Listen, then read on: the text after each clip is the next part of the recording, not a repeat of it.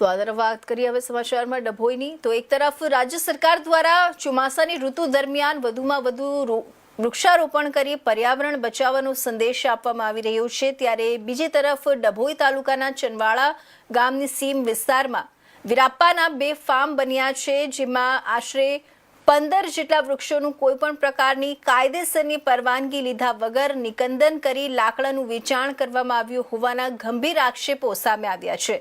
સ્થાનિક લોકોના જણાવ્યા મુજબ પરવાનગી વગર વૃક્ષો કાપી તેમાંથી આર્થિક લાભ મેળવવામાં આવ્યો હોવા છતાં સંબંધિત વિભાગના અધિકારીઓ દ્વારા કોઈ કાર્યવાહી કરવામાં આવતી નથી, જેના કારણે વન વિભાગ તથા સંબંધિત તંત્રની કામગીરી સામે અનેક પ્રશ્નો ઊભા થયા છે।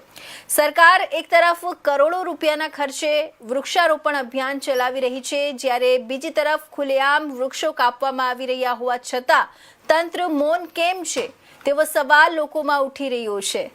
આ મામલે ચનવાડા ગામના સરપંચનો સંપર્ક કરતા તેમણે જણાવ્યું હતું કે આ બાબતની મને કોઈ પણ જાણ નથી અને ગામ પંચાયતમાંથી પણ કોઈ પ્રકારની પરવાનગી લેવામાં આવી નથી।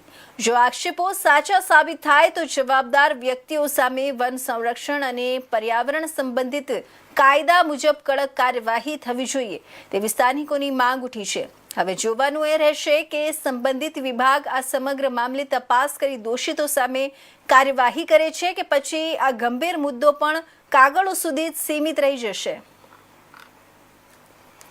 ગામ પંચાયત ચનવાડા ગામની સરપંચ છું સુધાબેન। ચનવાડા ગામમાં એક નહેર હતી, ત્યાં આગળ ઝાડ કાપ્યા છે પણ પંચાયતને કંઈ જાણ કરેલ નથી અને મને પણ એ લોકોએ જાણ જ નહીં કરી અને વાએ ખબર પડી કે ઝાડ કાપ્યા તો સ્થળ ઉપર તપાસ કરી તો ઝાડ કાપેલા છે। હવે કોણ અંદાજે 10-15 ઝાડ હશે।